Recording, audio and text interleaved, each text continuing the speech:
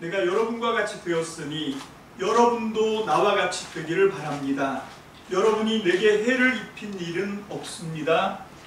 그리고 여러분이 아시는 바와 같이 내가 여러분에게 처음으로 복음을 전하게 된 것은 내 육체가 병든 것이 그 계기가 되었습니다. 그리고 내 몸에는 여러분에게 시험이 될 만한 것이 있는데도 여러분은 나를 멸시하지도 않고 외면하지도 않았습니다. 여러분은 나를 하나님의 천사와 같이 그리스도 예수와 같이 영접해 주었습니다. 그런데 여러분의 그 감격이 지금은 어디에 있습니까? 나는 여러분에게 증언합니다. 여러분은 할 수만 있었다면 여러분의 눈이라도 떼어서 내게 주었을 것입니다. 그런데 내가 여러분에게 진실을 말하기 때문에 여러분의 원수가 되었습니까? 내가 말한 사람들이 여러분에게 열심을 내는 것은 좋은 뜻으로 하는 것이 아니라 여러분을 내게서 떼어놓아서 여러분으로 하여금 자기네들을 열심히 따르게 하려고 하는 것입니다. 그런데 그들이 좋은 뜻으로 여러분에게 열심을 낸다면 그것은 내가 여러분과 함께 있을 때뿐만 아니라 언제든지 좋은 일입니다. 나의 자녀 여러분, 나는 여러분 속에 그리스도의 형상이 이루어지기까지 다시 해산의 고통을 겪습니다. 다 같이요. 이제라도 내가 여러분을 만나 어조를 부드럽게 바꿔서 말할 수 있으면 좋겠습니다. 나는 여러분의 일을 어떻게 하면 좋을지 방황하고 있습니다. 아멘.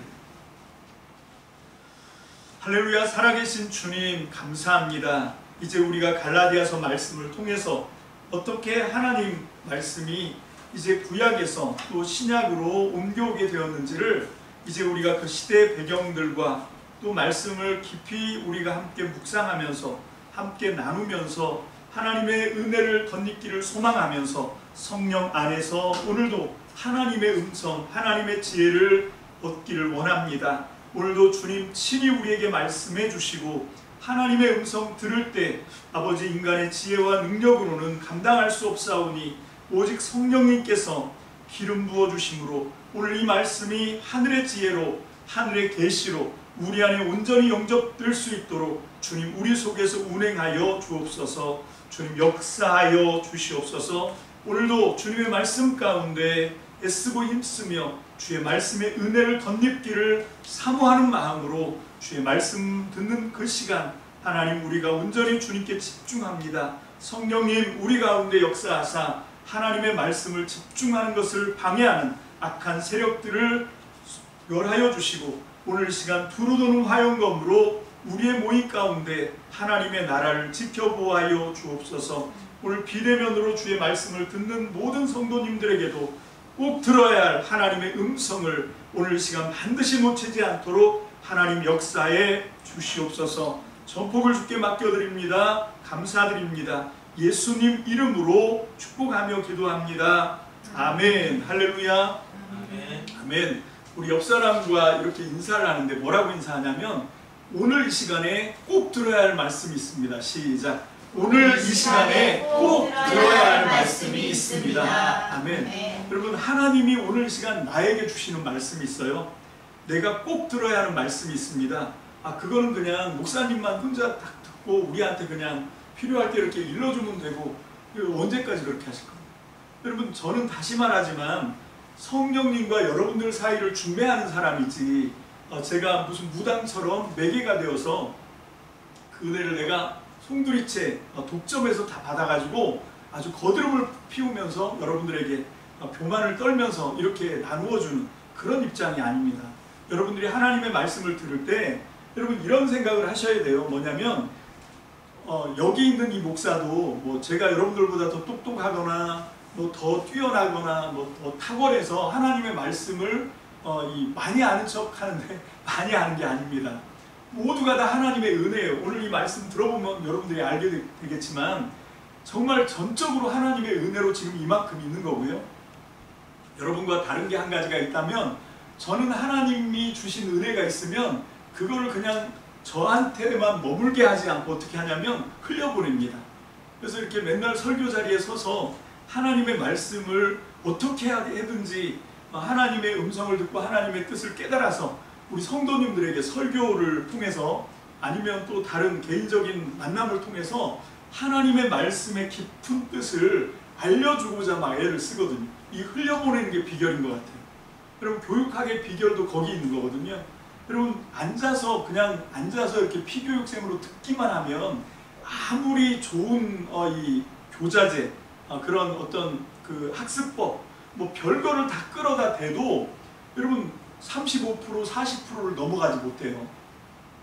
100개를 배우면 이게 남는 게 이게 24시간이 지났을 때 그겁니다. 미국의 대학교하고 무슨 어디하고 그걸 연구 프로젝트 해갖고 실제로 해봤는데 그렇더라는 거예요. 그래서 거기서 나온 게 교육학 이론이라고 하는 게 나왔는데, 피교육생으로 있을 때는 아무리 애를 쓰고 뭐 좋은 학습 자료나 별거를 최신 어떤 학습 프로그램 다 돌려도 그게 35%, 40%가 못 넘어가더라는 거예요. 근데 신기하게 그거를 앉아서 들었지만 피교육자의 입장에 머물지 않고 자기가 누군가한테 그걸 전달을 해줘야 되겠다고 생각을 하면 이게 50%를 또 넘어갑니다. 그때부터. 그러니까 이게 그래서 예수님이 제자 삼으라고 얘기하는 거예요. 너희가 제자로 머물지 말고 세상 모든 민족을 제자로 삼아라. 누군가에게 끊임없이 가르쳐줘야 돼요. 그래서 우리 기독교가 2000년을 지나서 오늘 우리에게까지 오게 된 건 뭔가 하면 바로 이 제자 삼음의 비결이 있다고 생각해요. 여러분, 예수님이 무슨 책을 쓴 것도 아니고 무슨 강의 기가 막힌 걸 설교를 막 해가지고 그걸 남겨놓으신 것도 아니고, 물론 성경 말씀이 있지만 여러분, 예수님이 쓰신 방법은 뭐냐면 제자를 픽업하셨다는 거예요. 제자를 픽해서 선택해서 그 제자들을 데리고 가르치시는 일을 하십니다. 그리고 거기서 머물지 않고 나한테 배운 대로, 너희가 나한테 배운 대로 많은 사람들에게 가서 그들을 제자로 삼아서 내가 너희에게 가르쳐준 그 말, 내가 너희에게 분부한 그 말을 그들에게도 알려주어서 그들도 가르쳐서 지키게 해라. 그리고 그 사람들도 또 나가서 제자를 삼고.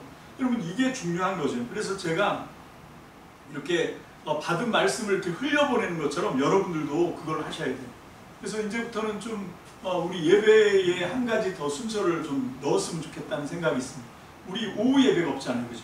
오후 예배 겸으로 뭘 하냐면 오늘 이 말씀을 딱 듣고 제가 짝을 지어줄 테니까 그 짝에게 오늘 나는 이 말씀을 통해서 이거를 깨달았다, 난 이 음성을 들었다, 난 이걸 배웠다 라고 하는 거, 그거를 누군가에게 자기 말로 설명을 해줍니다. 이걸 해봐야 돼요. 그냥 앉아서 듣기만 하면 여러분 진짜 죄송하지만 아무리 머리 좋아도 그냥 가만히 입 다물고 듣기만 하면 지금같이 굉장히 안 좋은 열악한 교육 지금 방식이거든요. 이게 옛날에 했던 방식. 이 방식으로 하면 아무리 똑똑해도 10%가 안 남습니다. 설교 듣고 나서 24시간이 지나면 10분의 1밖에 안 남아요. 11조 딱 남습니다. 그것도 핵심 메시지면 좋은데 그게 아니고 쓸데없는 것만 남습니다. 여러분, 그래서 10% 기억밖에 못하는 그런 상황이니까. 근데 그걸 내가 듣고 내 말로 옆에 있는 사람한테 막 설명을 하면 그게 처음에는 말도 잘 안 돼요. 근데 나중에 하다 보면 이것도 점점 더 스킬이, 기술이, 요령이 늘어납니다. 그러면서 하나님의 음성을, 하나님의 말씀을, 설교를 들을 때 정말 뭘 들어야 되고 뭘 버려야 되고 이런 게 정확하게 구분이 돼요. 해보시기 바랍니다. 이제 다음 주부터 한번 해보려고 그래요. 이렇게 짝을 지어서, 오늘은 광고를 하는 거고요. 이렇게 짝을 지어서 이걸 꼭 얘기를 해야 돼요. 그거 하라고 제가 하는 게 뭐냐면 가정 예배 드리는 거예요. 가정 예배 드려서 혼자 떠드는 게 아니라 애들부터 시작해서 오늘 말씀 듣고 뭘 배웠냐 이거를 말하게 해줘야 된다고. 그래서 애들이 자기가 하나님의 말씀을 듣고 자기 말로 표현을 하면서 이게 학습이 되는 거거든요. 그래서 이게 그 옛날에는 성경을 읽을 때 그냥 읽는 게 아니라 이 눈으로 보면서 입으로 같이 따라했거든요. 이게 정말 중요합니다. 이걸 그냥 글자 써 있는 대로 막 하는 것도 중요하지만 그거를 글자 써 있는 대로 입으로 발설을 하고 난 다음에 그걸 또 뜻풀이를 내가 하는 거죠. 내가 깨달은, 내가 볼 때는 이건 이런 의미야, 이런 뜻이 있는 것 같아 라고 자기 생각을 담아서 다시 표현을 하게 되면 이게 내 거가 되는 거거든요. 자, 그렇게 해서 우리가 정말 하나님의 음성을 여기 있는 강대근 목사만 듣는 게 아니라 다 같이 들어야 될 거 아닙니까? 할렐루야. 아멘. 오늘 이 예배 시간에 이 설교 말씀 가운데 내가 꼭 들어야 될 하나님의 말씀이 있다. 다른 사람이 아니고 내가 들어야 될 하나님이 나한테 딱 말씀하신 것, 이 말씀 가운데 너가 들어야 될 얘기가 있어. 그걸 들으려고 하면 오늘 시간 딱 집중을 해주시고 하나님의 음성을 듣는, 사모하는 마음 있게 되시기를 주님의 이름으로 축복합니다. 아멘. 오늘 갈라디아서 4장 12절로 20절 말씀인데, 갈라디아서 4장 12절에 와서 갑자기 사도 바울이 옛날 얘기를 끄집어내요. 지금 사도 바울은 여기 언제 처음 와서 복음을 전했냐면 47년부터 1차 전도 여행을 했거든요. 1차 선교 여행을 했어요. 전도 여행과 선교 여행의 차이가 뭘까요? 왜 전도 여행이라고도 했다가 선교 여행이라고도 했다가 왜 그렇게 할까요? 전도 여행은 이게 말 그대로 도를 전한다 그런 뜻이거든요. 하나님의 복음, 하나님의 말씀, 진리를, 내가 깨달은 진리를 가서 전해주는 것, 이건 전도예요. 근데 전도와 선교의 차이가 뭘까요? 선교는 뭐냐면 그렇게 해서 교회가 세워지면 그게 선교인 거예요. 그러니까 교회를 세워야 되겠다고 가는 건 아니에요. 그냥 복음을 전하라 이렇게 되어 있거든요.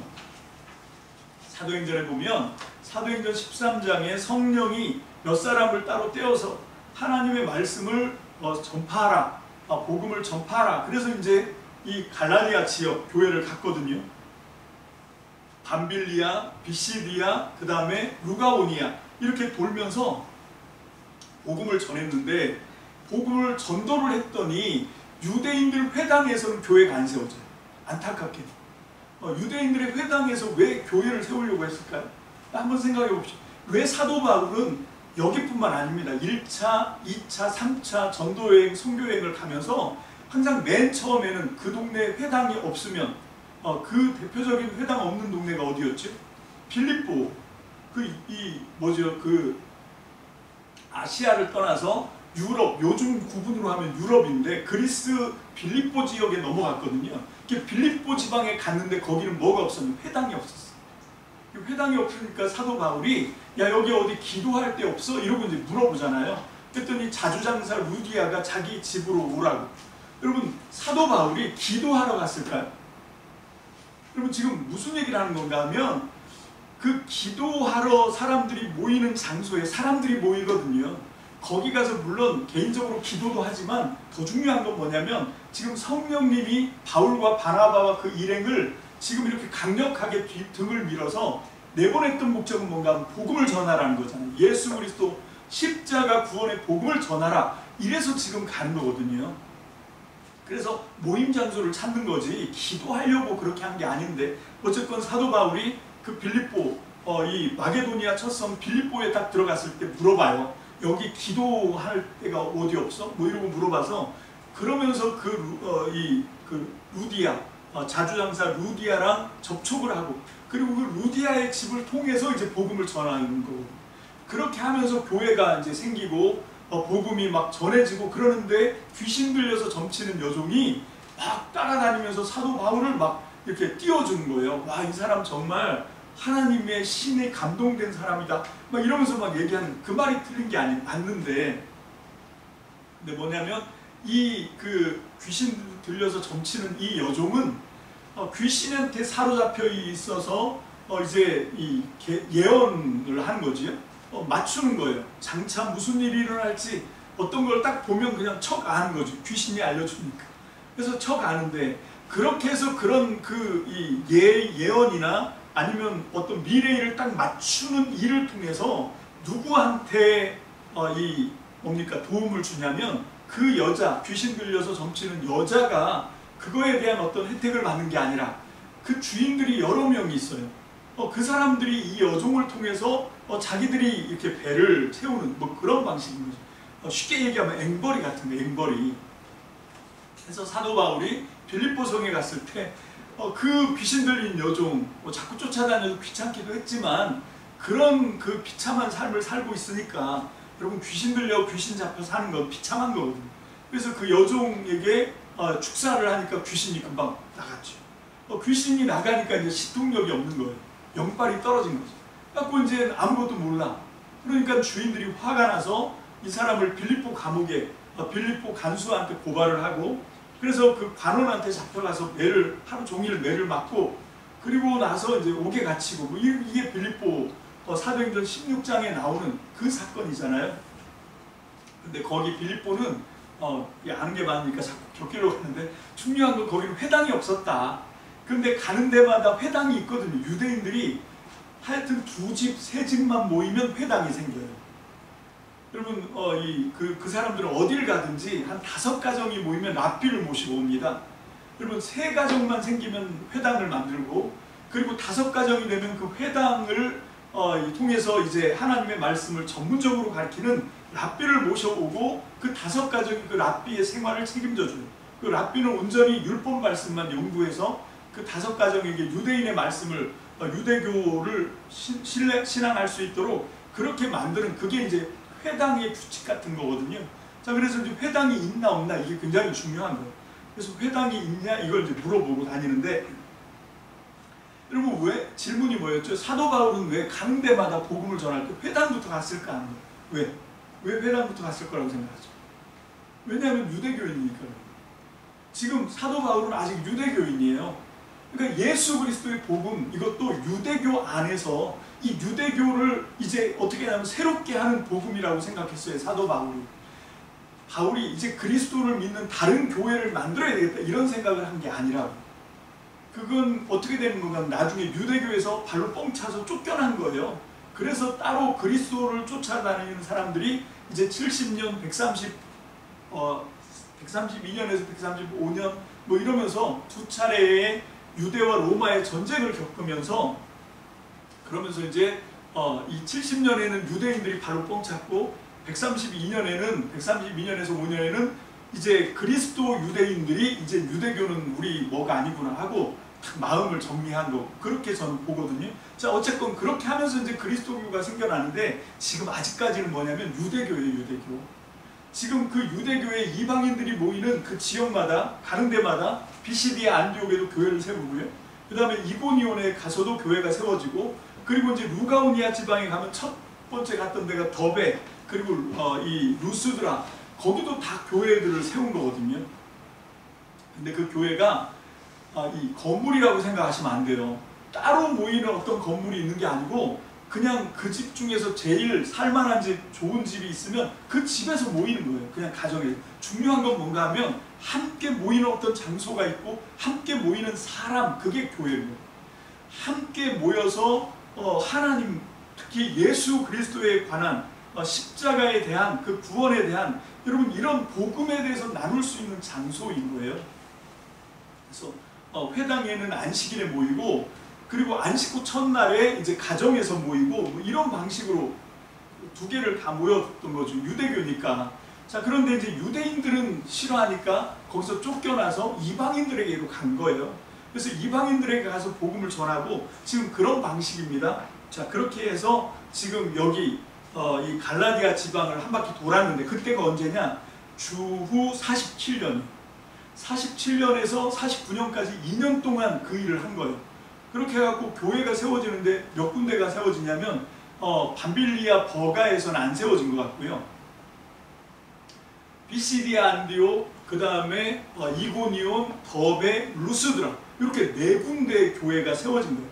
거의 이게 아마 갈라디아 교회 전부가 아닐까. 더 확장시켜 생각하면 비시디아 버가라고 하는 데가 있고, 그 다음에 구브로에 2섬이 있어요. 바보와 살라미라고 하는 2섬이 있거든요. 그 2성에, 그 구브로 섬의 2성, 거기에도 교회가 세워졌을 확률이 있습니다. 그렇게 해봐야 다 해서 7개 교회가 세워진 거죠.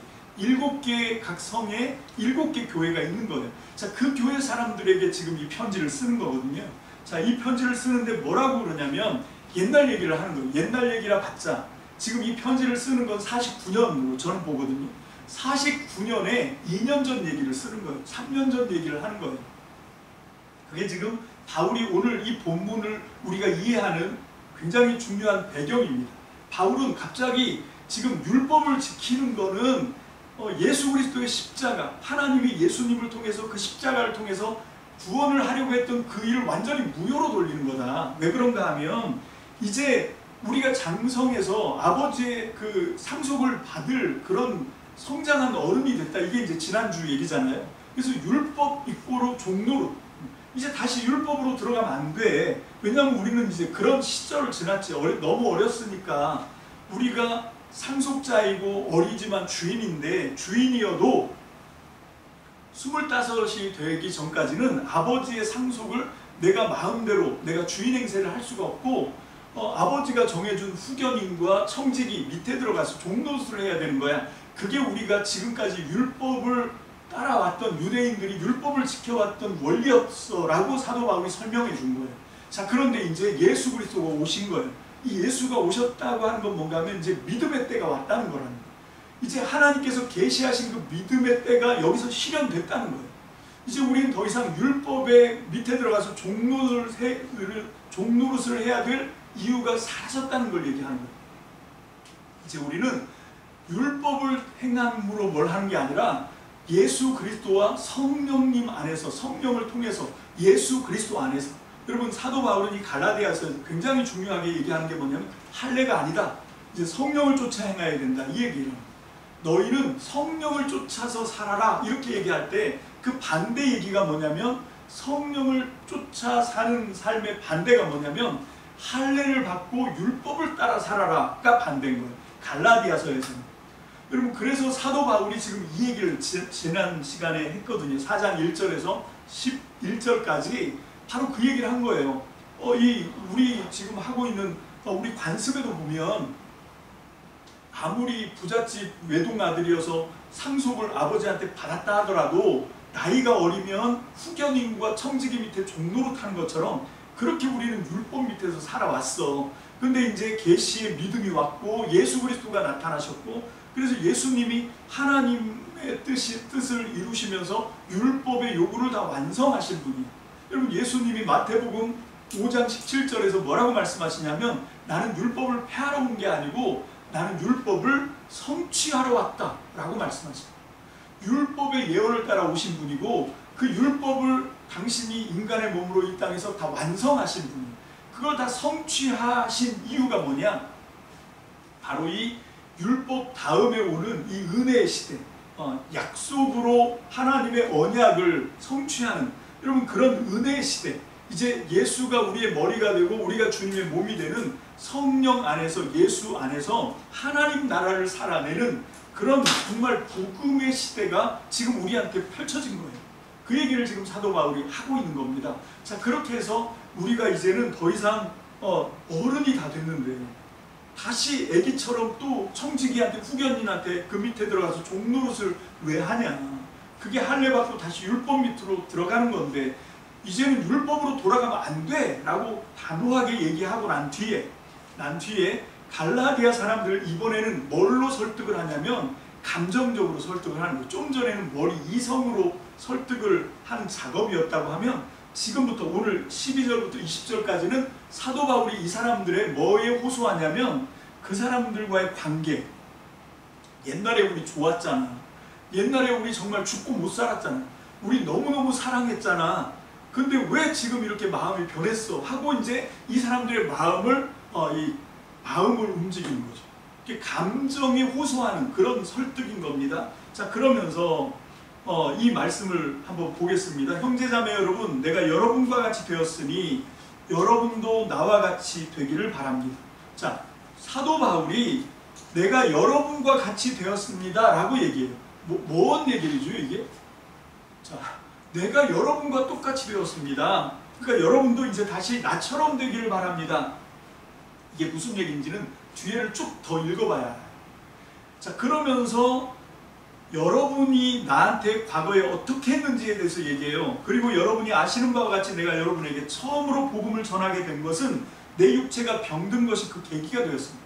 마치 사도 바울이 예수를 믿은 게 무슨 죽을 병에 걸려서 그 병을 나으려고 예수를 믿었다, 이렇게 오해하시면 안 되고요. 사도행전 9장에 보면 사도 바울이 예수님과 예수님을 믿는 교회를 핍박하고 교회를 없애버리려고 말을 타고 막 다메섹으로 쫓아가는 그 다메섹 도상 길에서, 이제 다메섹 도시가 보이는 그 길에서 갑자기 태양보다도 찬란한 빛에 눈이 멀어버려. 실명을 했단 말이에요. 그래서 그 말을 타고 가다가 말에서 굴러 떨어집니다. 그리고 거기서 이제 부활하신 주님을 만나죠. 자, 지금 이 얘기를 하는 거예요. 내가 주님 처음 만났을 때 눈이 멀었어. 그래서 전설에 의하면 이걸 뭐라고 그러냐면 그 사도 전승이라고 하는데, 사도 전승에 의하면 그러고 난 다음부터 사도 바울은 늘 눈에서 고름이 흘렀다, 뭐 이런 전승이 있어요.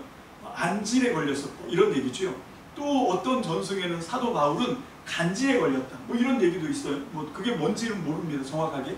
근데 아마 지금 그 무슨 얘기하냐면, 내가 처음에 예수님이 부활하신 주님인 줄 모르고, 예수님이 그렇게 하나님께서 계시하신, 우리가 기다려야 되는 하나님의 아들인지 모르고, 내가 그 예수님은 가짜라고 생각하고, 그래서 예수 믿는 사람들을 핍박하고 교회를 없애려고 쫓아가다가 거기서 주님을 내가 만났잖아요. 그 만났을 때 난 눈 멀었었어. 그 얘기를 하는 거예요. 그래서 내가 처음에 이 예수를 믿다가 이렇게 내 육체에 질병이 든 계기가 되었다, 그 얘기거든요. 이게 번역이 좀 유감해. 번역 잘못했어. 그 얘기를 지금 우리가 떠올리면 돼요. 그때 예수님을 만난 대신에 무슨 일이 생겼냐? 눈에 뭔가 계속해서 장애가 남은 거예요. 여러분, 그 창세기에 보면, 창세기에 그 약복강 이야기가 나오거든요. 그 창세기 33장인가요? 31장인가, 거기 보면 그 야곱이 자기 형, 야곱의 형 이름이 뭐죠? 에서. 자기 형 에서가 무서워서 다 이 강 건너 보내고, 자기는 맨 뒤에 약복강을 못 건너가고 있어요. 이거 넘어갈까 말까. 넘어갔다가 이제 형 만나면 이게 배수진을 친 거거든요. 도망을 못 치는 거야. 그래서 이걸 어떻게 해야 되나 막 망설이고 그 밤을 지내는데 갑자기 누가 덤벼든 거예요. 그러니까 야곱 입장에서는, 와, 이게 형이 자객을 보냈구나, 이렇게 생각할 수 있죠. 그래서 그 야곱이 누군지도 모르고 밤새 씨름을 했어요. 야곱이 이 씨름 잘하는 사람이거든요. 야곱이라고 하는 이름이 그 목동들의 씨름 기술 이름 중에 하나라니까요. 그냥 이름 붙였겠어요. 근데 야곱이 못 당하겠는 거예요. 그리고 야곱도 막 끈질기게 덤벼드니까 하나님의 천사였는데, 그 하나님의 천사도 이 야곱이 좀처럼 포기를 안 하는 거예요. 이게 좀 죽은 것 같으면, 힘이 빠진 것 같으면 또 다시 살아나서 또 불순종하고 또 반역하고, 이 야곱, 이 약복강 씨름을 통해서 누구를 봐야 되는, 우리 모습을 봐야 돼요. 우리가 지금 그러고 있잖아요. 우리가 여전히 하나님과 세상 사이에서 갈팡질팡하면서 이제 좀 사람 됐나 싶으면 다시 또 도로 묵이 되고, 다시 또 그 자리로 또 내려가고, 뭐 이렇게 되는 그런 약복강의 야곱이잖아요. 그러니까 하나님의 천사가 어떻게 하냐면 환도뼈를 쳐요.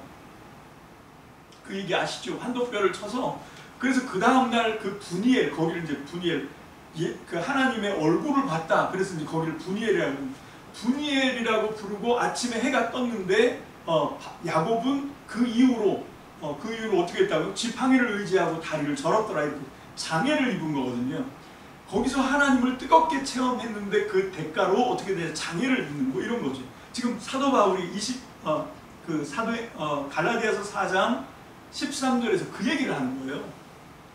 내가 예수 그리스도를 처음으로 알고 그 복음을 만난 대가로 내가 이 육체가 병이 들었다, 그 얘기를 하는 거예요. 자, 그런데 그게 그 병만 아니에요. 14절 다 같이 봅니다. 시작. 그리고 내 몸에는 여러분에게 시험이 될 만한 것이 있는데도 여러분은 나를 멸시하지도 않고 외면하지도 않았습니다. 여러분은 나를 하나님의 천사와 같이, 그리스도 예수와 같이 영접해 주었습니다. 아멘. 지금 사도 바울이 나이가 적은 나이가 아니에요. 여러분, 시편 기자에도 보면 누구를 존경하라 되어 있냐면 백발 앞에 고개를 숙여라, 이런 말씀이 있거든요.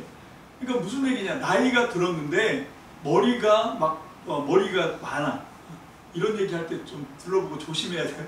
여기에 또 그런 문제가 있으신 분이 혹시 있을 수 있거든요. 여러분, 이 누구죠? 이 바울이 대머리입니다.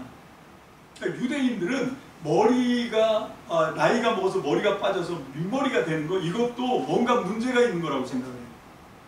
하여튼 유대인들은 우리 몸이 온전하지 못한 거, 뭐 전륜발이도 못 들어와, 뭐 각기병도 못 들어와, 총에 못 들어와요. 그런 사람들, 그런 하자가 있는 사람들. 근데 이 사람은 이 바울이라고 하는 사람은 매부리 코에 생긴 것도 굉장히 못생기고, 키도 작고 안짱다리고 머리도 대머리고, 하여튼 걸을 때 뒤뚱거리고, 눈에선 고름이 줄줄 흐르고, 뭐 여러 가지 하자가 많아요. 요즘은 좀 덜한데 옛날 사람들은요, 딱 봤을 때 시각적으로 일단 키도 크고, 얼굴도 좀 잘생기고, 머리도 좀 풍성한데 그게 또 하얗게 새어있고, 뭐 이러면 사람들이 와, 존경스러워해요. 그냥 그걸로 딱 먹고 들어가는 거죠. 그 외모에서 나오는. 근데 바울은 볼품이 없었어요. 그러니까 딱 봤을 때 정말 이 사람이 하나님의 사랑을 받는 사람이냐 했을 때 전혀 아닌 것 같은 그런 외모를 싹 다 갖고 있는 거예요. 얼굴도 못생겨서 머리도 대머리인데다가 매부리코다라고 하는 거는, 이게 유대인들한테는 이게 굉장히 대표적인 어떤 하자 같은 거거든요. 어쨌건 이 바울도 나중에 가면, 고린도후서에 가면 자기가 외모로는 볼품이 없다, 말도 잘 못한다, 이런 얘기 하거든요. 그런데 글은 잘 쓴다. 그래서 바울은 이렇게 앞에 서서 뭘 하면 사람들이 인기가 없어. 왜냐면 딱 봤을 때 흠모할 만한 게 없거든. 존경할 만한 게 없거든요.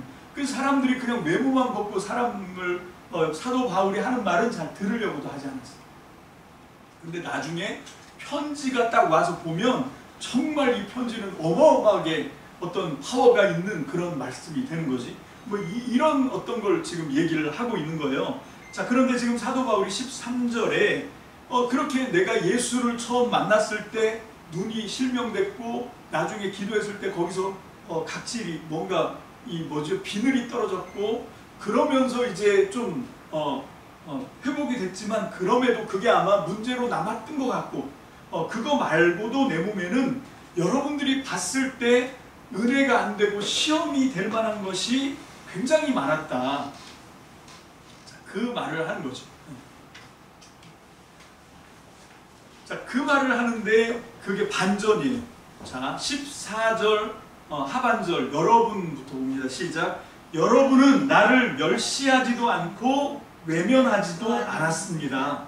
자, 바울은 지금 얘기하는 거예요. 난 지금 육체의 병도 있었고, 그 외에도 여러분들이 나를 정말로 멸시하고 외면할 만한 많은 조건이 엄청나게 많았다. 그런데 여러분들은 나를 멸시하지도 않았고 외면하지도 않았고, 그 다음에 뭡니까? 반대로 여러분은 나를 하나님의 천사와 같이, 그리스도 예수와 같이 영접해 주었습니다. 2년 전에는, 3년 전에는. 그 얘기를 지금 바울이 하는 거예요. 자, 그러면서 12절에 나도 이제 여러분과 같이 되었습니다.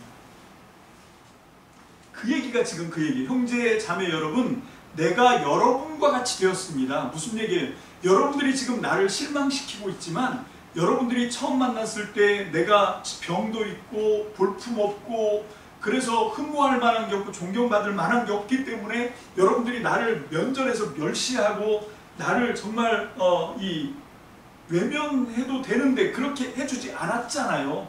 근데 지금은 상황이 바뀌어서 3년 만에, 2년 만에 이제 내가 여러분들을 멸시하고 외면해야 되는 상황이야. 내가 그렇게 정말 쇠가 빠지게 복음을 전해서 교회를 세우고 여러분들을 성령 받게 하고 그렇게 잘 이끌어 놨는데 이제 와서 배신을 해? 이제 와서 율법으로 돌아간다고? 그러니까 감정적으로 얘기하면 사도 바울이 너무 화가 나서 뭐 인사도 제대로 안 하고 지금 화가 나서 편지를 쓰고 있는 상황이지만, 지금 사도 바울이 여기 4장에서 뭐라고 얘기하냐? 12절에 내가 여러분처럼 되겠습니다. 2년 전, 3년 전에 여러분들이 나한테 그렇게 해주지 않았습니까? 나를 예수님처럼, 하나님의 천사처럼 친절하게 대해주고 나를 외면하거나 멸시하거나 그럴 조건들이 내가 풍성했는데, 충분했는데 그렇게 해주지 않았던 것처럼 나도 이제 여러분에게 그렇게 해주겠습니다 라고 얘기하는 거예요. 내가 여러분과 같이 되었습니다. 그 얘기가. 그러니까 다시 여러분도 나처럼 되어주십시오 라고 얘기하는 거예요. 2, 3년 전에 나한테 했던 그런 친절로 다시 한번 회복되고 돌아왔으면 좋겠습니다. 왜? 지금 왜 그렇게 합니까? 16절 다 같이 봅니다. 시작.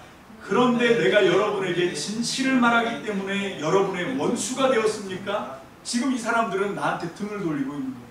나를 지금 원수 대접하는 것처럼 하는 거지요. 바울이 지금 느끼는 정서적인 느낌이 그거예요. 자, 15절도 그 고백을 하죠. 시작. 그런데 여러분의 그 감격이 지금 어디에 있습니까? 지금 식었다는 걸 얘기하는 거예요. 또 변했다는 걸 얘기하는 거예요. 그때 우리 좋았잖아. 근데 너 지금 이렇게 나한테 왜 이렇게 쌀쌀맞게 하는 거야? 그 얘기를 지금 하는 거거든요. 내가 증언할 수 있어. 2년 전, 3년 전 내가 너희들한테 찾아가서 복음을 전할 때 정말 너희들은 나를 하나님의 천사처럼 예수님처럼 그렇게 잘 대해주면서 내가 지금 눈에서 고름이 줄줄 나오니까 지금 사도 바울이 간증하는 거예요. 나는 정말 여러분에게 증언할 수 있습니다. 여러분은 할 수만 있었다면 여러분의 눈이라도 빼어서 내게 주었을 것입니다. 그게 바울이 2년 전, 3년 전 갈라디아 가서 복음을 전할 때 바울이 느꼈던 감정이라는 거예요. 와, 이 사람들이 지금 나를 엄청나게 대우를 해주고 있구나. 나를 엄청나게 사랑해주고 있구나. 자, 그런데 지금은 어떻게 됐어요? 그 감격이 어디론가 빠져버렸어요. 이 사람들은 지금 나를 원수처럼 대하고 있습니다. 왜? 내가 지금 진실을 말하기 때문에 당신들은 나를 원수처럼 대우하고 있습니다. 그 얘기를 하는 거잖아요. 자, 위에서 내가 말한 사람들이 지금 위에서 내가 말한 사람은 뭡니까? 다른 복음을 전하는 사람. 할례 받아야 돼. 율법 지켜야 하나님 나라에 들어갈 수 있어. 구원받을 수 있어. 이렇게 얘기했던 그 사람들 얘기하는 거예요. 위에서 내가 말한 그 사람들이 여러분에게 열심을 내는 것은 좋은 뜻으로 하는 것이 아니고 여러분과 나를 이간시키려고 하는 겁니다. 여러분으로 하여금 자기네들을 열심히 따르게 하려고 하는 겁니다. 근데 좋습니다. 근데 그게 좋은 거라면 상관없겠습니다. 그 사람들을 따라가는 게 그게 옳은 길이라면 상관없겠습니다. 그 얘기를 하는 거예요. 그런데 그들이 좋은 뜻으로 여러분에게 열심을 낸다면 그것은 내가 여러분과 함께 있을 때뿐만 아니라 언제든지 좋은 일입니다. 나 그거 무방하다고 생각한다. 자, 그런데 문제는 뭐냐? 그게 예수 그리스도의 형상을 파괴하는 일이니까 문제인 거죠. 여러분들이 받은 구원을 없게 만드는 게 이게 문제인 거예요. 하나님이 예수님을 통해서 여러분들을 구원하기 위해서 해놓으신 모든 일을 면전에서 무시하는 일이기 때문에 그래서 지금 사도 바울이 안타까워하는 거예요. 율법으로 돌아가는 건 이게 다시 종노릇 하는 것일 뿐만 아니라 구원을 무효화시키는 일이라는 거죠. 하나님의 원수가 되는 일이라는 겁니다. 지금 그 얘기를 지금 사도 바울이 하고 있는 거죠. 그래서 19절 다 같이 봅니다. 시작. 나의 자녀 여러분, 나는 여러분 속에 그리스도의 형상이 이루어지기까지 다시 해산의 고통을 겪습니다. 지금 나는 정말로 이 인간이 당하는 고통 중에 최고의 고통이 여자분들이 아기를 낳는 거라는 거죠. 그래서 저는 여자들은 무조건 존경합니다. 이게 보통 일이 아니거든요. 생명을 낳는 일이 이게 어떻게 보통 일일 수가 있겠어요. 물론 그 생명 남자가 없으면 안 만들어지는 거겠지만 그런데도 저는 우리 애가 셋인데 그 애 셋을 저는 아무런 고통도 느끼지 않고 얻었어요. 근데 제 사랑하는 아내는 그 아이들을 얻을 때마다 정말 목숨을 내놓고 하는 거거든요. 옛날에 산실, 양반집 여자들 얘기지만 산실로 들어갈 때는 그 옛날에 그런 거 있잖아요. 왜 천장에다 기저귀 이렇게 해놓고 그 줄 붙들고 막 힘써서 애 낳고 그러잖아요. 그래서 산실 들어갈 때 산부가 들어가면서 신발을 고무신을 대뜰에다가 딱 벗을 때 이제 나올 때 신기 좋게 하려고 돌려놓잖아요. 돌려놓으면서 그 생각을 했다는 거죠. 이 신발 내가 다시 신을 수 있을까? 왜 애 낳다 죽는 게 많으니까. 정말로 이 목숨 걸고 애를 낳는 거거든요. 그게 여자들이 애를 낳는 거잖아요. 자, 그렇게 그게 이제 산고의 고통인데 지금 사도 바울이 그 얘기를 하는 거예요. 내가 너희들 안에 다시 그리스도의 예수의 형상을 이루기 위해서 나는 다시 해산의 고통을 겪고 있다. 여러분, 이렇게 안타깝게 지금 절절하게 감정적으로 사도 바울이 사람들에게 호소를 하고 있어요. 그러면서 내가 다시 찾아가서 너희들을 만났을 때에 어조를 부드럽게 바꾸어서, 그러니까 다정하고 친절하게 여러분들과 함께 대화를 했으면 좋겠는데 그런데 과연 그렇게 될지 난 지금 의심하고 있다. 그 얘기를 하는 거예요. 여러분, 이 세번역 성경의 번역은 좀 이상합니다. 여러분의 일을 어떻게 하면 좋을지 당황하고 있습니다. 이렇게 이제 번역을 했는데, 개역 성경에 보면 나는 여러분들에게 의욕을 갖고 있습니다. 그 얘기를 하는 거예요.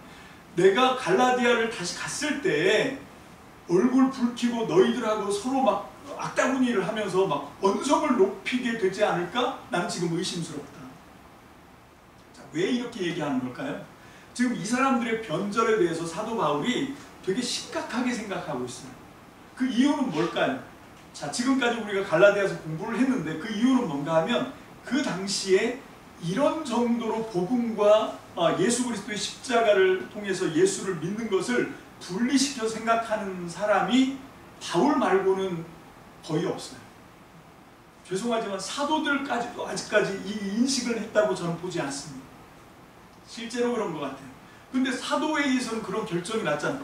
사도들이 그런 생각을 했다 그러면 사도회의를 할 필요가 없죠.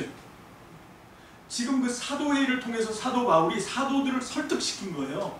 설득은 시켰지만 그 사도들이 그래서 사도 바울에 막 미친 것 같은 열정으로 막 이 이방인들한테는 율법을 짐지우면 안 됩니다 라고 얘기한 거예요. 그렇게 얘기를 해서 사도회의에서는 그래 좋아, 그럼 세 가지만 뭐 목매어 죽은 거, 피채 먹는 거, 자살하는 거, 이런 것만 지키라고 하고 나머지 율법은 이방인들에게 짐지우지 말자, 이렇게 얘기를 했지만, 그렇게 얘기했지만 상황이 또 상황이 있잖아요.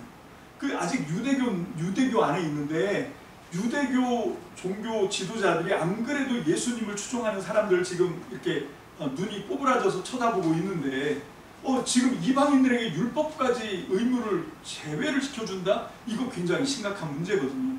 그래서 지금 이 사태가 터진 겁니다. 그 회의가 있고 났는데 바나바와 대판 싸우잖아요. 사도행전에서는 누구 때문에 싸웠대요? 바나바의 조카 마가 요한을 데리고 가는 문제 때문에 싸웠다 그러는데, 여러분, 바나바가 다시 말하면 그렇게 속이 좁은 사람이 아니에요. 이건 일부러 제가 볼 때 바나바가 사도 바울과 갈라서려고, 사도 바울의 성격을 알거든요. 바나바는 원만한 사람이지만 바울은 요런 거 하나 갖고 꼬투리 하나 걸리면 얘는 이게 용납이 안 되는 애일 걸. 왜냐하면 바나바는요, 산전수전 다 겪은 아주 노예한 사람입니다. 나이도 많고요. 그래서 바나바가 마가의 문제를 쭉 끌고 들어오니까 아니나 다를까 이 바울이 거품을 물지요. 그러니까 잘 됐다. 그럼 너는 네 길 가, 나는 내 길 갈게. 그러고 갈라진 거예요. 그래서 바울을 안 데리고 갔다고요. 처음에 46년에 바울 데리고 갔다가 못 볼 걸 많이 봤잖아요. 구브로 섬에 갔을 때도 누구죠? 그 박수, 유대인 박수, 바울, 이 예수라고 하는 사람을 바울이 만났는데, 바울이 막 저주하니까 갑자기 그게 저주를 받아가지고 벙어리가 되잖아요. 모르십니까? 사도행전에 나오지.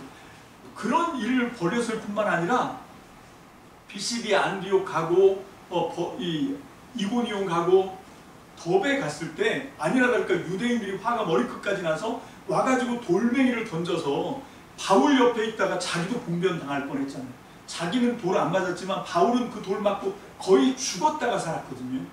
여러분, 그런 봉변을 당한 거예요. 그래서 이 바나바도 얘는 가는 데마다 이렇게 문제를 일으키고 다니니까 바나바 같이 원만한 성격이 있는 사람 같이 가는 거 부담스러웠을 것 같아요.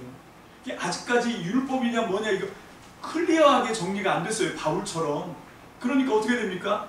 베드로도 그렇고 이 바나바도 그렇고 어떻게 하냐면, 안디옥에서 야고보가 보낸 사람이 안디옥 교회에 있을 때 야고보가 보낸 손님들이 온다는 얘기를 듣고 갈라디아서 2장에 이방인들하고 먹다가 안 먹은 척 해버리잖아요. 율법에 대해서 아직까지 뭔가 지금 정리가 안 돼 있는 거예요. 거기에 지금 바울 혼자서 싸우고 있는 거죠. 혼자서 애가 터지게 싸우고 있는 그런 상황이니까 바울도 지금 이게 심각하다는 걸 알고 있어요. 아니나 다를까 그 이후에 사도행전도 그렇고 사도 바울의 13번 나오는 서신들에도 갈라디아 교회는 안 나옵니다. 이런 편지를 받고도 갈라디아 교인들이 그래 그럼 우리 이제 율법 포기하고 바울이 말한 대로 복음으로 돌아왔으면, 바울이 편지 쓸 때마다 갈라디아 성도 얘기했겠죠. 안 나와요. 왜 안 나오고 사도행전 15장 16장에 보면 바나바는 누구를 데리고 마가 요한을 데리고 1차 선교회에 갔던 루트대로 가요. 근데 바울은 실라와 함께 어디로 가냐면 거꾸로 자기 고향 그 키프로스 그 산맥을 넘어서 자기 고향 다소를 찍고 그 다음에 어디로 들어가면 루가오니아 지방의 루스드라 그리고 더베까지는 가요. 근데 거기까지만 가고 싹 빠져. 왜 빠졌을까요? 조금 있으면 누가 오니까? 바나바, 마가, 요한이 오니까 마주치지 않으려고. 그때 바울이 무슨 얘기를 하냐? 로마서에 다른 사람이 터잡은 데는 내가 복음의 씨를 뿌리지 않는다. 여기서 나는 얘기예요. 바울이 이 갈라디아 교회는 이제 바나바 거라고 생각하고 손을 뗀 거예요. 떼고 1차 사도회의의 결과는 알려줬지만 그걸 그대로 지킬지는 미지수인데 안 지켰죠. 여러분 다시 말하지만 이 율법의 문제에서 이게 교회가 노연하는 건 지금이 아니고 130년이 지나야 132년이 지나야 그때 가서 아하 율법에서 이제 우리가 자유로워야 되는구나 하고 그리스도를 믿는 유대인들이 율법에서 해방되는 거지. 지금 그 처음 깃발을 든 사람이 사도 바울이에요. 그래서 힘든 거예요. 그래서 사도 바울이 마지막에 죽을 때 사도행전 20장에 예루살렘에 부조하러 갔다가 누구한테 잡힙니까? 유대인들한테 잡혀요. 유대인들한테 잡혀서 이 사람들이 40명이나 아주 특공대가 결성이 되죠. 이 결사대가 뭐냐면 사도 바울을 죽이기 전까지는 우리 먹지도 자지도 않겠다라고 결심하는 사람들이 생겨요. 문제가 뭘까요? 바로 이 율법의 문제인 거예요. 이 율법의 문제가 아직 해결이 되지 않았기 때문에 사도 바울만 맨 앞에서 지금 총알바지 다 하고 있는 거예요. 모든 돌팔매질을 다 막고 있는 거예요. 그러면서 사도 바울이 끝까지 이걸 주장하고 있고 그 주장이 편지들로 남아있기 때문에 나중에 기독교가 율법으로부터 자유로워진 거지. 안 그랬으면 우리는 그냥 유대교의 한 분파가 됐을 확률이 되게 많다. 그렇게 볼 수가 있는 거거든요. 그래서 사도 바울이 지금 이 사람이 뭐 아주 까다로운 사람이라 네브리코라 까다로운 사람이라서 그래서 의심을 하는 게 아닙니다. 쉬운 문제가 아니라는 걸 바울은 지금부터도 느끼고 있어요. 그래서 계속해서 지금 6장까지 가는 동안 이 율법에서 빨리 나와야 돼. 율법으로 가는 건 바보 같은 짓이야 라고 하는 얘기를 지금 계속 하고 있는 거예요. 그래서 내가 다시 너희를 만날 기회가 생겼을 때 얼굴 붉히면서 언성을 안 높이고 친절한 말로 다정하게 얘기할 수 있을까? 나는 기대가 잘 안 되는데 난 좀 의심이 많은데 그 얘기를 지금 하면서 이 사람들에게 정서적으로 이거를 설득을 하려고 지금 애를 쓰고 있는 거예요. 자, 제가 참고 성구를 두 군데를 잡았는데요. 예레미야와 에스겔입니다.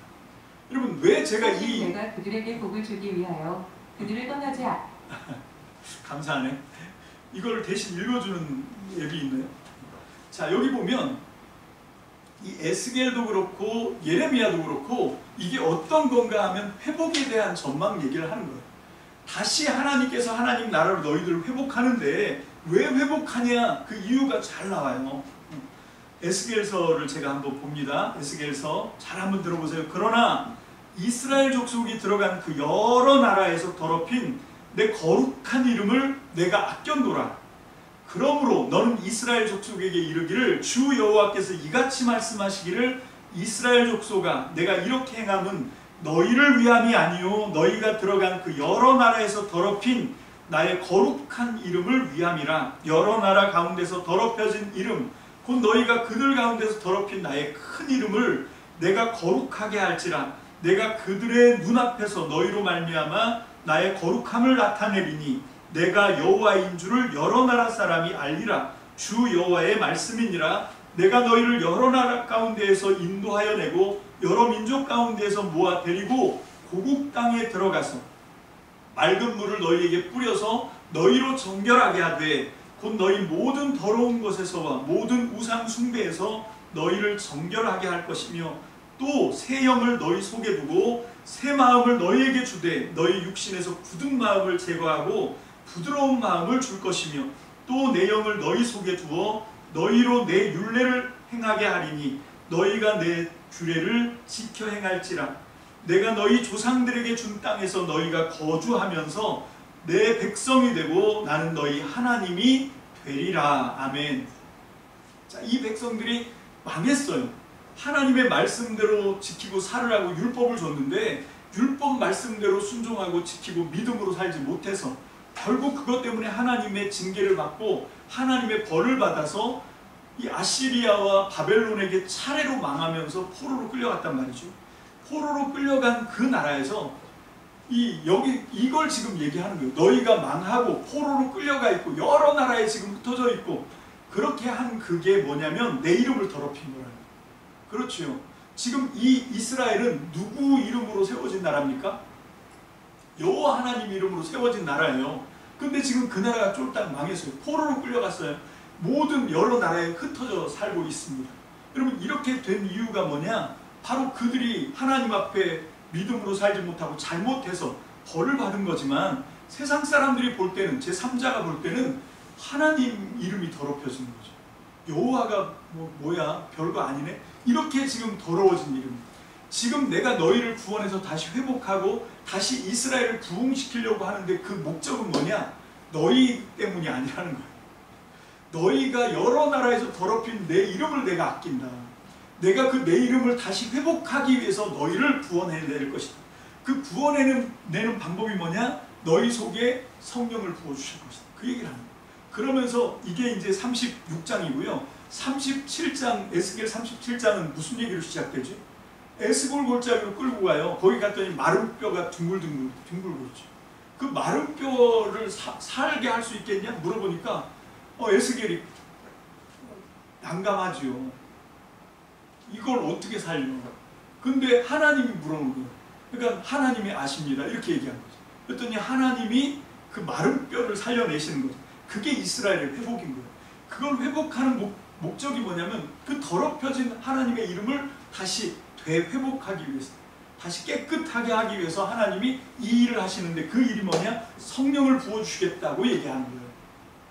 자, 이 대목에서 여러분 아까 우리가 이 바울이 사람들한테 너 우리 좋았잖아, 우리 서로 사랑했잖아, 근데 왜 이렇게 변했어? 하고 그 사람들의 마음에 호소를 하잖아. 그때 너희들은 나를 얼마나 사랑했냐?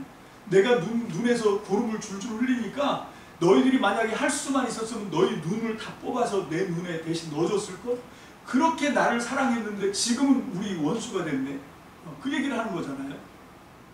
자, 요 대목에서 여러분 우리는 어떤 착각을 하냐면 하나님의 말씀을 읽을 때 의인, 좋은 일이 나오면 그건 다 자기가 의인이라고 생각해.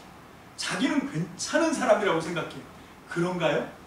전혀 아니올시답니다. 여러분 지금 이 성경은 구약성경, 신약성경 66권을 여러분들이 정말 진지하게 하나님 말씀을 읽으면 거기서 누가 보이냐면 내가 보여요.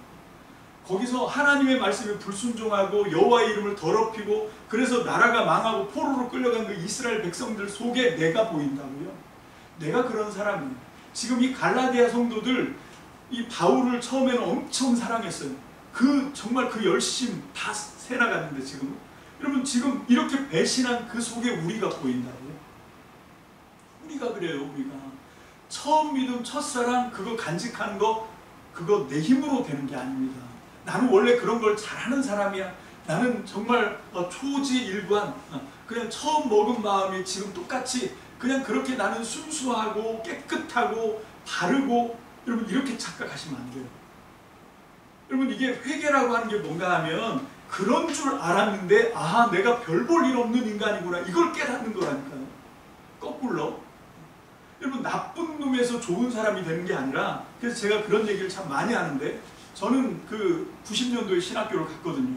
근데 90년도 신학교 가기 전에 89년도부터 제가 뭘 했냐면 군대 제대하자마자 그때 우리 교회에 목사님이 한 분 오셨는데 그런 일을 굉장히 잘하시더라고요. 그래서 무슨 일을 했냐면 홍성에 있는 교도소를 방문해서 거기 있는 수감자들 만나는 일을 했거든요. 근데 그때 제가 제일 겁났던 게 공주교도소 가는 거였어요. 왜냐하면 거기는 사형수들도 있거든요. 그러니까 사형 언도를 받으면 이게 명찰이 틀려요. 일반 죄수들은 하얀색인데 그 사형수들은 빨간색으로 돼 있어요. 얘는 사형수야 이게 이제 다 표시가 있는 거죠. 근데 저는 거기 가서 이제 처음에는 그냥 예배 봉사만 했거든요. 그렇게 하다가 그 목사님이 신학교 들어갔으니까 이제 거기 있는 그 죄수들하고 상담을 하래요.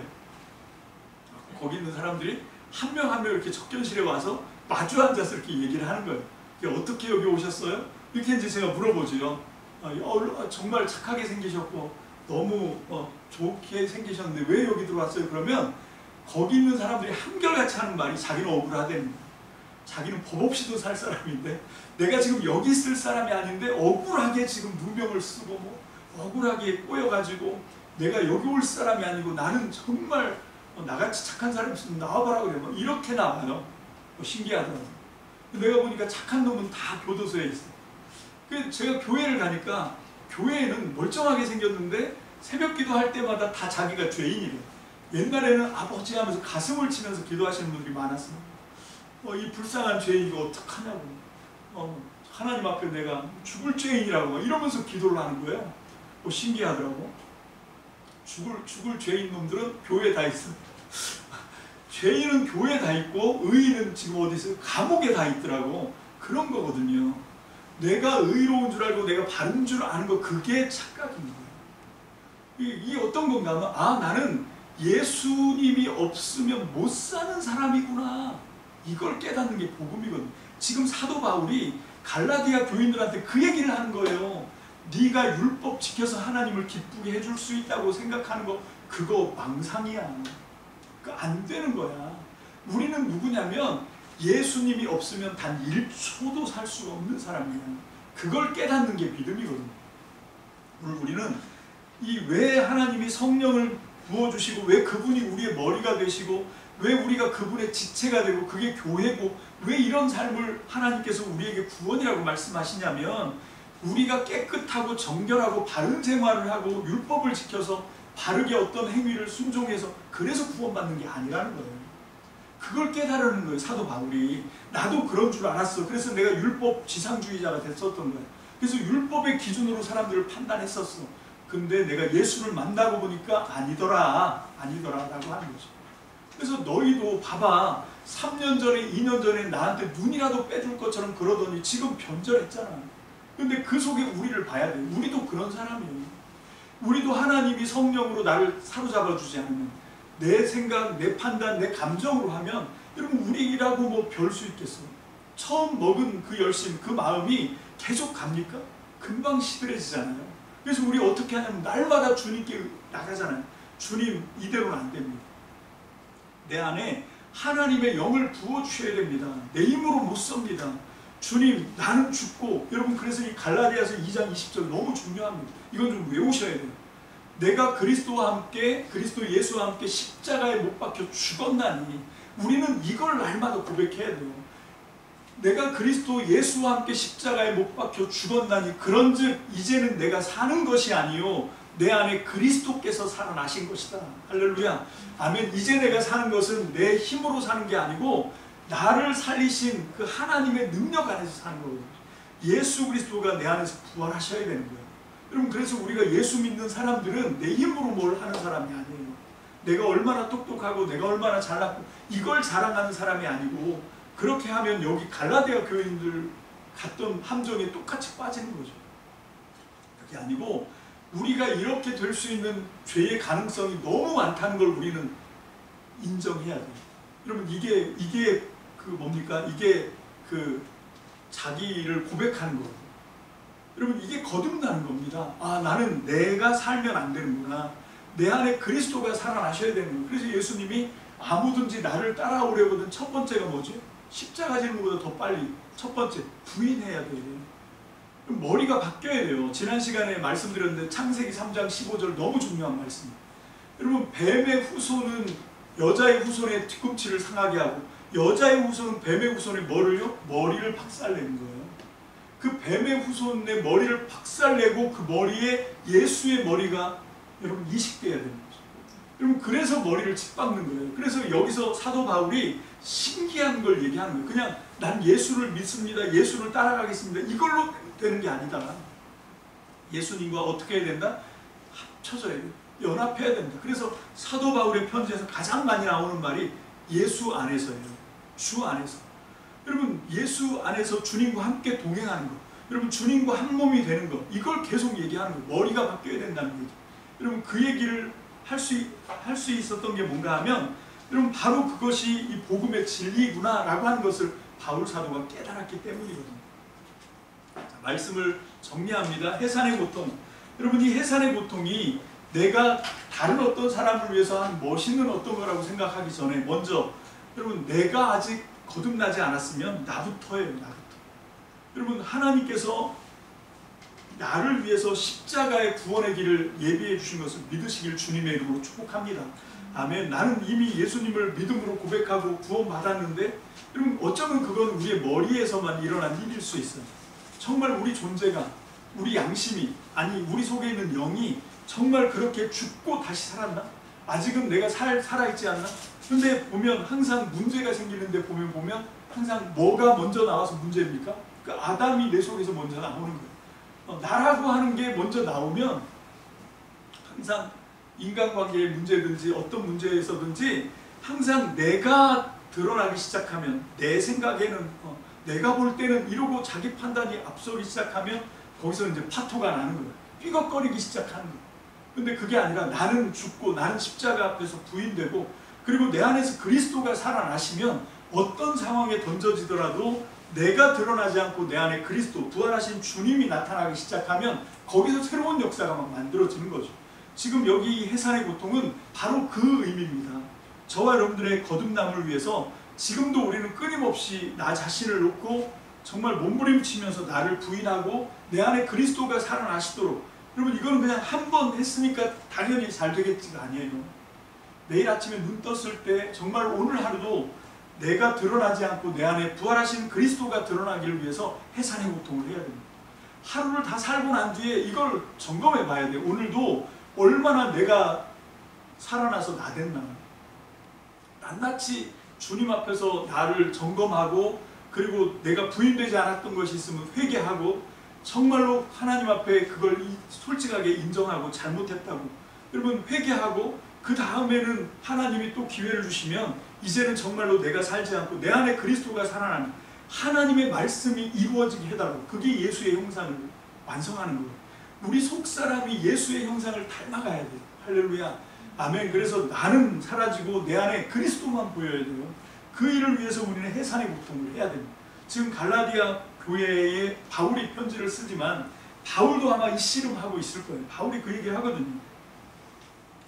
우리도 이 씨름을 하다가 보면 우리가 누군가를 위해서 해산의 고통을 당하는 거 그건 그냥 주님이 성령께서 이끌어 가시는 대로 가다 보면 저절로 되는 일인 거예요. 가장 무서운 착각은 뭐냐면 나는 다 된 줄 아는 착각. 그러면 안 돼요. 오늘 시간 우리 맨 처음에 설교를 들을 때 오늘 나에게 들려주시는 하나님의 음성을 내가 들어야 된다라고 말씀을 드렸잖아요. 여러분들이 오늘 저의 설교를 듣고 어떤 주님의 음성을 들으셨는지 모르겠어요. 어떤 하나님의 말씀을 발견하셨는지 모르겠습니다. 비대면 영상으로 말씀을 들으시는 분들 중에 오늘 이 설교를 통해서 지루하고 긴 설교였죠. 그렇지만 이 설교를 통해서 꼭 들어야 될 하나님의 음성이 있었다. 그게 안 들리면 다시 한번 기도하고 다시 한번 말씀에 집중하고 이 해산의 고통이라고 하는 설교를 통해서 내가 지금 여기서 들어야 되는 하나님의 말씀이 무엇인지 그 말씀을 여러분들이 꼭 듣게 되시길 주의 이름으로 축복합니다. 여기 말씀을 전하는 저부터도요. 하나님의 음성을 꼭 듣고 그 말씀을 붙들고 씨름하면 이제 다음 주가 됐을 때 저는 완전히 새로운 사람으로 변화가 되어 있을 거라고 확신합니다. 할렐루야. 아멘. 여러분들이 이 하나님의 말씀, 하나님의 음성을 사모하는 저와 여러분들이 되시기를 주님의 이름으로 축복합니다. 기도하겠습니다. 할렐루야. 주님 감사합니다. 하나님께서 말씀하시기를 이 시대의 기근은 이 시대의 정말로 이 하나님 정말로 이 안타까운 기근은 그리고 이 시대의 안타까운 부족함은 하나님의 말씀이 없음이라고 말씀하고 있습니다. 들어야 할 하나님의 음성을 듣지 못하면 우리의 영혼은 메마를 수밖에 없습니다. 하나님 오늘도 우리가 주님 앞에 예배하고 하나님의 말씀을 사모하며 주님 전에 모여들었습니다. 하나님 우리에게 주신 이 말씀 우리가 마음판에 깊이 새기게 도와주시고 하나님 정말로 날마다 주님 전에서 쏟아지는 하나님의 말씀을 사모하고 하나님의 음성을 듣고자 아버지 애쓰고 힘쓰는 저와 우리 참믿음 성도들이 다 되게 축복해 주시옵소서. 그래서 이 말씀으로부터 시작되는 하나님 나라의 부흥이 나의 삶에서 경험되게 도와주시고 우리의 가정에서 나타나게 도와주시고 내가 만나지는 사람들을 통하여 관계를 통하여 하나님의 풍성한 은혜가 사랑이 아버지 표현되게 주님 도와주시고 누리게 도와주시고 맛볼 수 있도록 역사해 주시옵소서. 한 주간도 주님의 말씀께 의지합니다. 아버지 주의 말씀이 우리 속에서 정말로 살아 역사하심으로 말미암아 하나님의 나라가 우리의 삶에 우리의 모든 환경 속에 아버지 이루어지는 놀라운 기적의 연속이 될 수 있도록 주님 우리의 삶을 주장하여 주시옵소서. 축복합니다. 감사드립니다. 예수님 이름으로 축복하며 기도합니다. 아멘.